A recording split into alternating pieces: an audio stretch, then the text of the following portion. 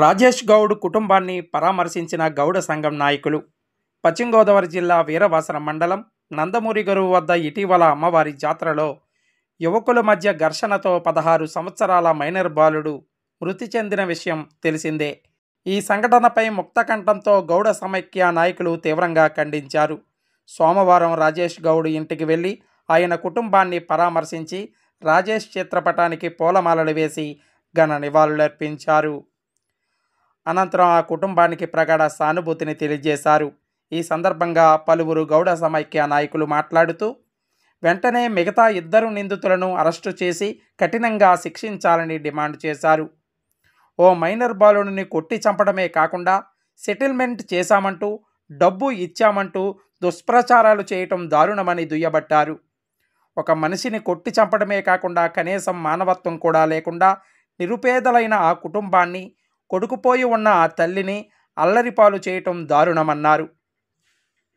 ఇలా చేస్తే ఊరుకునేది లేదని, ఏదేమైనా నిందితులను కఠినంగా శిక్షించాలని డిమాండ్ చేశారు. ఒంటరిగా ఉన్న రాజేష్ గౌడ్ కుటుంబానికి రాష్ట్ర వ్యాప్తంగా గౌడ సమైక్య నాయకులు, సంఘ సభ్యులు అండగా నిలుస్తామని, తగిన న్యాయం చేసే వరకు పోరాటం చేస్తామన్నారు. మితిమీరి లేనిపోని దుష్ప్రచారాలు చేసినట్లయితే రాష్ట్ర వ్యాప్తంగా ఉన్న గౌడ, శెట్టిబలజ, ఈడిగ, యాత, శ్రీశైన బీసీ సంఘాలన్నీ ఏకమై ధర్నా చేయడానికి సిద్ధంగా ఉన్నామని హెచ్చరించారు. ఈ కార్యక్రమంలో జిల్లా గౌడ సమైక్య నాయకులు వేండ్ర వెంకటస్వామి, భీమవరం జడ్బీటీసీ కాండ్రేకుల నరసింహారావు, పిస్సాకోడేరు గ్రామ సర్పంచ్ బొల్లా శ్రీనివాస్, పాలకోడేరు గౌడ సంఘ గౌరవ అధ్యక్షులు అంగర సుబ్బారావు, ఇర్రింకి శ్రీనివాసు, పాలకోడేరు గౌడ సంఘ మాజీ అధ్యక్షులు అత్తిలి వెంకటేశ్వరరావు పండు, మామిడిచెట్టి శ్రీనివాసు, కారింకి రామకృష్ణ తదితర గౌడ సమైక్య నాయకులు పాల్గొన్నారు. మరి ముందుగా అందరికీ నమస్కారం. మరి మొన్న జరిగినటువంటి నందమూరి గరువు గ్రామంలో జరిగినటువంటి సంఘటన ఏదైతే ఉందో, మరి మన పొలాల పట్ల మరి మనకి నిజంగా ఇది చాలా దారుణమైనటువంటి విషయం. మరి చిన్నపిల్లోడు 17 సంవత్సరాల వయసు ఉన్నటువంటి కుర్రోడు, మరి ఇక్కడ అది యాదృచ్ఛికంగా జరిగినా, అనుకోకుండా జరిగినా, ఎలా జరిగినప్పటికీ కూడా ఆ కష్టాన్ని ఈ కుటుంబం అనుభవించాల్సిన పరిస్థితి వచ్చింది. అదేవిధంగా మరి మన పొలాలన్నీ కూడా ఐక్యతగా ఉండి ఈ కుర్రోడు యొక్క మరణం పట్ల మరి మనం చాలా విచారం కూడా మనం వ్యక్తం చేయడం కూడా జరిగింది. ఎందుకు అలా విచారం వ్యక్తం చేయాల్సి వచ్చిందంటే, చావు పుట్టుకలు అనేది సహజమైనప్పటికీ కూడా కుటుంబానికి ఒక తీరం లోటు, అన్యాయం, మరి కుటుంబాన్ని పోషించాల్సినటువంటి వయసు ఉన్నటువంటి వ్యక్తి, అదేవిధంగా రాబోయే రోజుల్లో మరి మంచి భవిష్యత్తు కలిగినటువంటి వ్యక్తి మరి ఇలా అకాల మరణం చెందడం, మరి అదేవిధంగా ఈ ఏదైతే ఇవి ఉన్నాయో మరి ఉత్సవాల పేరు మీద మరి ఒక వ్యక్తి తన మీద మరి దౌర్జన్యంగా మరి వచ్చి కొట్టడం అనేది మరి చాలా విచారకరం. అది ఎలా జరిగినప్పటికీ కూడా దాన్ని తీవ్రంగా మరి మన గౌడ సంఘం, గౌడ సెట్టిబల్ సంఘం మనం ఐక్యతగా ఉండి మరి దాన్ని మన ముక్తకంఠంతో మనం ఖండించడం కూడా జరిగింది. అదేవిధంగా ఈ కుటుంబానికి రాబోయే రోజుల్లో న్యాయం చేసే విధంగాను, అదేవిధంగా మన సంఘాలన్నీ కూడా ఈ కుటుంబానికి అండగా ఉండే విధంగాను మరి ఈరోజు మనందరం కూడా ఇక్కడ సమావేశమయ్యాం. మరి గౌరవనీయులైనటువంటి మన వెంకటస్వామి గారి ఆధ్వర్యంలో మరి ఈ జిల్లా అంతా కూడా మనం ఎప్పుడు ఏ సంఘటన జరిగినా మరి ఆయన చేతుల మీదుగా మనం మంచికి చెడుకి కూడా మనం ఆయన్నే ఆశ్రయించడం జరుగుతుంది. మరి వెంకటస్వామి గారి సమక్షంలోనే మరి మొన్న నుంచి ఈ కార్యక్రమం కూడా మనం ముందుకు తీసుకెళ్ళడం జరిగింది. ఏది ఏమైనప్పటికీ కూడా మనకు జరిగింది అన్యాయం. ఈ అన్యాయం నుంచి మనం ఎలా బయటపడాలి, రాబోయే రోజుల్లో ఆ కుటుంబానికి మనం ఏ విధమైన భద్రత ఇవ్వాలి, మరి అదేవిధంగా మనం ముందు రోజుల్లో ఎలా ఉండాలనే అంశాల పట్ల మరి వెంకటస్వామి గారిని కూడా తగిన సూచన సలహాలు ఇవ్వాల్సిందిగా కోరుతూ, మరి జరిగిన అన్యాయాన్ని ఆ కుటుంబానికి మరి ఆ భగవంతుడు ఆత్మశాంతి చేకూర్చే విధంగాను, రాబోయే రోజుల్లో మనోధైర్యాన్ని ఇచ్చే విధంగా ఉండాలని మనస్ఫూర్తిగా తెలియజేస్తూ ప్రార్థిస్తూ సెలవు తీసుకుంటాం. మొన్న 4 రోజుల క్రితం మన నందమూరి గరువులో జరిగినటువంటి రాజేష్ కాసానే రాజేష్ మర్డర్ కేసు, ఎందుకంటే అది అకారణంగా జరిగినా కానీ కారణంగానే జరిగినట్టు చాలా అన్యాయంగా తనను చంపేయటం అనేది మేము సంఘాలన్నీ కూడా ముక్తకంఠంతో ఖండించడం జరిగింది. మాకు వచ్చిన కబురు వచ్చిన వెంటనే మా గౌడ సమాఖ్య జిల్లా అధ్యక్షులైనటువంటి వేండ్ర వెంకటస్వామి గారికి ఆయన తెలిసిన వెంటనే మమ్మల్ని అందరినీ సమాయత్తం చేసి మేమందరం ఇక్కడ రావటం జరిగింది. మొత్తం జిల్లా సంఘం అంతా కూడా, ఇక్కడ యువత అంతా కూడా చాలా ఆవేశంతో ఉన్నప్పటికీ కూడా వాళ్ళందరినీ కూడా కంట్రోల్ చేసి మనం ఏదైనా సరే ఇక్కడ అన్యాయం జరిగింది, ఇది మర్డర్ ఇలా చేయటం అనేది చాలా మన కులానికి చాలా అవమానం, దీన్ని ఖచ్చితంగా సీరియస్గా తీసుకుని వాళ్ళ మీద కేసులు కట్టి వాళ్ళని అరెస్ట్ చేసి ఈ కుటుంబానికి న్యాయం చేయాలనే ఆలోచనతోటి మేమందరం ఆ రోజుని ఎస్ఐ గారితో సిఐ గారితో ఇక్కడ ఉన్నటువంటి అందరితో మాట్లాడటం జరిగింది. ఖచ్చితంగా ఆ దిశగా ఎస్ఐ గారు కూడా మాకు మాట ఇవ్వడం జరిగింది. ఏదైతే 2 పేర్లు ఇవ్వడం జరిగింది, 2 పేర్లు పెడితే కాదు, ముగ్గురు దీంట్లో ఇన్వాల్వ్ అయినారు కాబట్టి ముగ్గురిని కూడా అరెస్ట్ చేయాలని ఆ రోజున డిమాండ్ చేయడం జరిగింది. ఖచ్చితంగా ఒకరిని అరెస్ట్ చేశారు, కనవ ఇద్దరిని కూడా అరెస్ట్ చేస్తామని ఎస్ఐ గారు మాట ఇవ్వడం జరిగింది. నిజంగా అది తీసుకునే పక్షంలో మేము జిల్లా సంఘం తరపు నుంచి వెంకట సంఘ ఆధ్వర్యంలో ఏ స్థాయికి వెళ్ళడానికైనా సరే మేమందరం సిద్ధంగా ఉన్నాం. అవసరమైతే ప్రైవేట్ కేసులు వేసి, అవసరమైతే ఇంకా ఎవరైతే ఇందులో భాగస్వాములు ఉన్నారో వాళ్ళందరినీ అరెస్ట్ చేయించే బాధ్యత జిల్లా సంఘం తీసుకుంటుంది. ఖచ్చితంగా మీరందరూ ఎవరు కూడా ఆధారపడొద్దు. మీ కుటుంబానికి మా సంఘం ఎప్పుడు కూడా అండగా ఉంటుందా. అలాగే మీకు ఏ కష్టం వచ్చినా సరే మీరు న్యాయపరంగా మీరు పరిష్కరించుకోవాలని కోరుకుంటూ, కుర్రోడు ఎవరు కూడా, యూత్ ఎవరు కూడా ఆవేశానికి లోనవ్వకుండా ఏదన్నా మీకు ఇబ్బంది వచ్చినట్టు పెద్దల దృష్టి తీసుకురాయండి. ఖచ్చితంగా దానికి సమస్య పరిష్కారానికి మనందరం కృషి చేద్దాం. చాలా దురదృష్టకరం ఆ రోజు జరిగింది. ఆ రోజు నైట్ 9 గంటలకు ఫోన్ వస్తే మేము అప్పుడే అర్జెంటుగా హాస్పిటల్కి వెళ్ళడం జరిగింది. మరుసటి కూడా మన శ్రీను గారు మేమందరం కూడా అక్కడే ఉన్నాం. కానీ చాలా బాధ కలిగింది. అక్టోబర్ నవంబర్లో 45 రోజులు మాతో ఉన్నాడు. ఈ అబ్బాయి మాలేస్తున్నాడు సోమవారం. చాలా యాక్టివ్. మరి ఇందులోనే ఇలా జరగడం చాలా దురదృష్టకరం.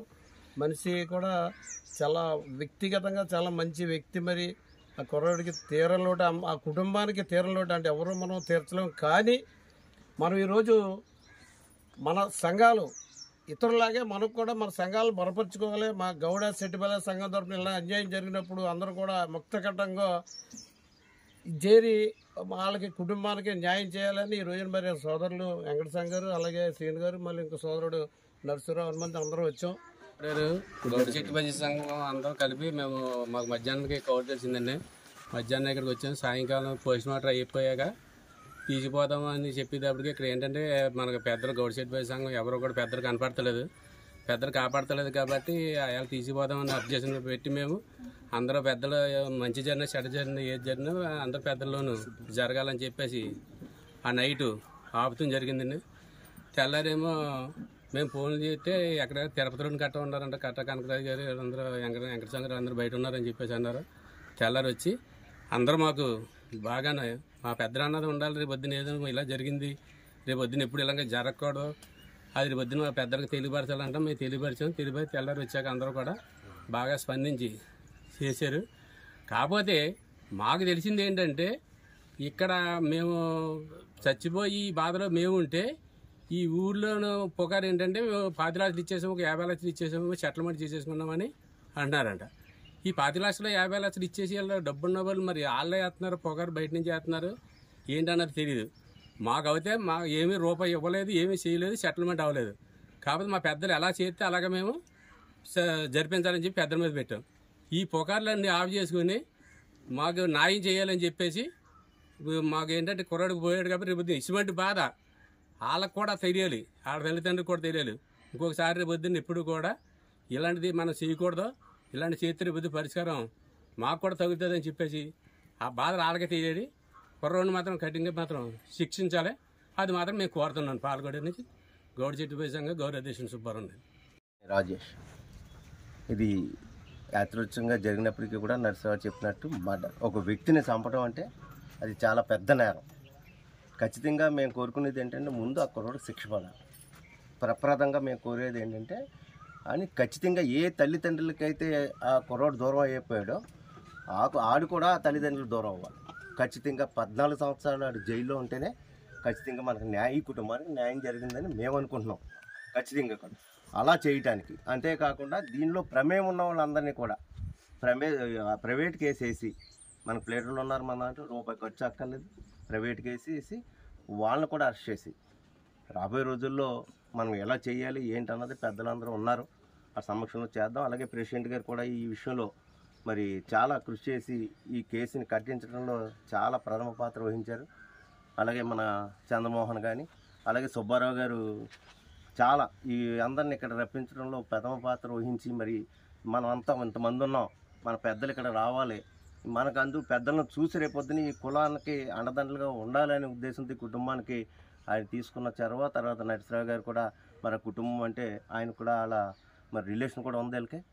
ఆ విధంగా కూడా నరసరావు కూడా ఈ విషయంలో పూర్తి బాధ్యత వహించి వ్యవహారంలో వహించారు. అందరికీ కూడా ఇక్కడికి విచ్చేసిన అందరికీ కూడా పేరు పేరున నా హృదయపూర్వక నమస్కారాలు. ఖచ్చితంగా కూడా వదిలిపెట్టాం. ఖచ్చితంగా కుటుంబానికి న్యాయం జరుగుతుంది. మీరేం భయపడక్కర్లేదు. ఆ రకంగా మనం ఇక్కడ మీరు 4 కుటుంబాలే ఉన్నారు. మీరు 4 కుటుంబాలు అనుకోవద్దు. జిల్లాలో గౌడ సెట్టిబయలు సోదరులు అందరూ కూడా ఇవాళ లక్షలాది మంది ఉన్నారు. అందరూ కూడా మీకు అండదండగా ఉంటారు. గౌడ సెట్టిబయలు శ్రీశైన యాత ఈడు కూడా అందరూ కూడా అండదండలుగానే ఉంటారు.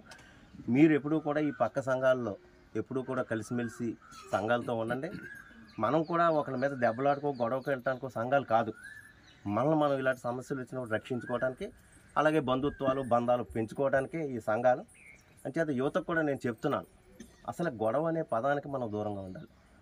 ఇతర కులాలను చూసి మనం నేర్చుకోవాలి. ఇతర కులాల్లో ఉన్న అభివృద్ధి చెందుతున్న వాళ్ళని చూసి మనం నేర్చుకోవాలి. మనం ఏం చేయగలం? చదువుకోలేదు, చదువు అవ్వలేదు, వ్యాపారం చేసుకోవాలి. వ్యాపారం ద్వారా కుటుంబాన్ని పోషించి ఉన్నతమైన స్థితికి వెళ్ళాలి. ఈవేళ చిన్న చిన్న వ్యాపారాలు చేసి కోటీశ్వర్లు అయిపోయిన కుటుంబాలు చాలా ఉన్నాయి. అలాగే ఆ కుటుంబంలో ఉద్యోగం చేస్తే ఆ కుటుంబ స్థితిగతులు, కూలి పని చేస్తున్నాడు, ఆ కుటుంబంలో ఇంజనీర్ అయితే ఆ కుటుంబ స్థితిగతులే మారిపోతాయి. ఆ రకమైన ఆలోచనతో యువత ఎప్పుడు నడవాలి. తల్లిదండ్రులు కూడా మన పిల్లలు ఎలా ఉన్నారు, మన పిల్లలు ఏం చేస్తున్నారు అనేది కూడా ఖచ్చితంగా వాళ్ళని ఆరా తీసుకోవాలి. పిల్లల చదువు మీద శ్రద్ధ వహించాలి. ఇవన్నీ కూడా కుటుంబ బాధ్యత. యువత బాధ్యత ఏంటంటే ఒక్కసారి మనకు అగ్రవర్ణంలో ఉన్న వారందరూ కూడా ఎలా జీవిస్తున్నారు, వాళ్ళు ఎలా సంపాదించారు, వాళ్ళు ఎలా పైకొచ్చారు అని అంటే ఓన్లీ కష్టమే. ఎవడైతే ఈ సమాజంలో కష్టపడతాడో ఆడు అగ్రస్థానానికి వెళ్తాడు. ఖచ్చితంగా అది గుర్తు తెచ్చుకోండి యువత. ఇలాంటి గొడవలు వచ్చినప్పుడు సమన్వయంతో పాటించండి.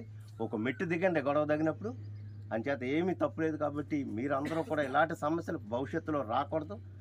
మనం ఇప్పుడు కనుక ఇలాంటి సంఘటన జరిగింది కాబట్టి వాళ్ళకి ఎలా శిక్ష పడాలి, వాళ్ళని ఏ రకంగా మనం వాళ్ళని కనుక పనిష్మెంట్ ఇస్తే ఈ కుటుంబానికి న్యాయం చేయొచ్చో అన్న ఆలోచన మాత్రం చేయండి.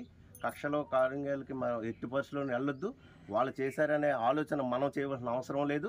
దానికి పనిష్మెంట్ మాత్రం ఖచ్చితంగా అయితే జైలా లేదా కుటుంబానికి అన్ని రకాలుగా అండదండలుగా మరి తీసుకుని మరి వ్యవహారం చేయటం కూడా జరుగుతుంది. కాబట్టి మీరందరూ కూడా ఈ రోజు నుంచి కూడా చిన్న కష్టం వచ్చినా ఏది వచ్చినా ఈ కుటుంబానికి అండదండలుగా ఉండండి. అలాగే వాళ్ళ అల్లుడు మణికంఠ మరి అక్కడ బొక్కరపాలెంలో ఉంటున్నాడు.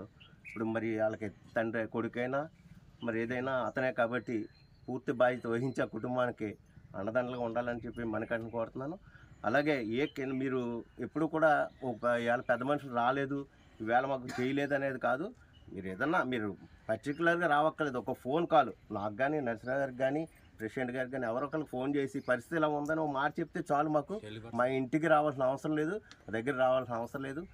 ఎప్పుడూ కూడా ఇక్కడ మన కులస్తులకి ఏ ఆపద వచ్చినా ఒక్క రూపాయి ఖర్చు లేకుండానే ఆ కార్యక్రమాలన్నీ ఇప్పటి వరకు చేసుకోవడం కూడా వచ్చింది. అలాగే జరుగుతుంది. మీకు అండదండలకు ఖచ్చితంగా ఉంటాం. మీరు ఎవరు చెప్పిన మాటలు నమ్మొద్దు. ఖచ్చితంగా మీరు కూడా ఇంటికి రావద్దు. ఒక ఫోన్ కాల్ నర్సరావు చెప్పండి, లేదా ప్రెసిడెంట్ గారు చెప్పండి. లేదు అంతకంటే దగ్గరలో మన కౌన్సిలర్ గారు ఉన్నాడు, ఆయన చెప్పండి. ఆయన దృష్టిలో పెట్టండి. మేము ఏ కార్యక్రమం ఎలా చేయాలో మేము నడుపుకుంటాం. మీ పని జరుపుకోవద్దు, మీరేమి చేయొద్దు. మీరు ఎప్పుడు కూడా దీని గురించి వరి అవ్వకుండా ఎన్ని బాధలు మర్చిపోయామో, నువ్వు కూడా కొడుకు పోయాడు, ఇంకా కూతురు ఉన్నాడు, అల్లుడు ఉన్నాడు.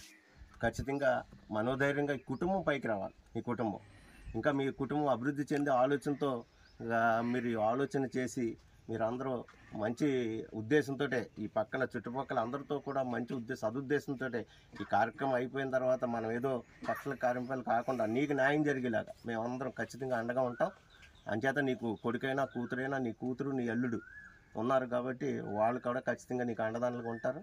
మేము ఖచ్చితంగా ఈ కులం అంతా కూడా గౌడ చెట్టుబల్లి శ్రీశైన యాత కులం మీకు అండదండలో ఉంటుందని కూడా ఈ సందర్భంగా తెలియజేస్తూ, మొన్న చెప్పారు మీరు 25 లక్షలు 50 లక్షలు అన్నారు.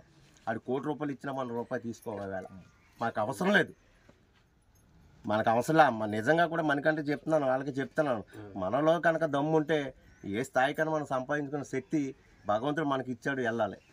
అంచేత ఆ ఉద్దేశం అన్నాం. ఎప్పుడు ఇది జరుగుతుంది అని అంటే తర్వాత ఆడు అరెస్ట్ అయ్యి వెళ్ళాలి, ఆ బాధలు అనుభవించాలి. తర్వాత రాబోయే రోజుల్లో ఏం చేయాలంటే మనం చేస్తాం. అంచేత మీకు నచ్చినట్టయితే లైక్ చేయండి, షేర్ చేయండి, కామెంట్ చేయండి. మరిన్ని వీడియోల కోసం మా ఛానల్ ను సబ్స్క్రైబ్ చేయండి.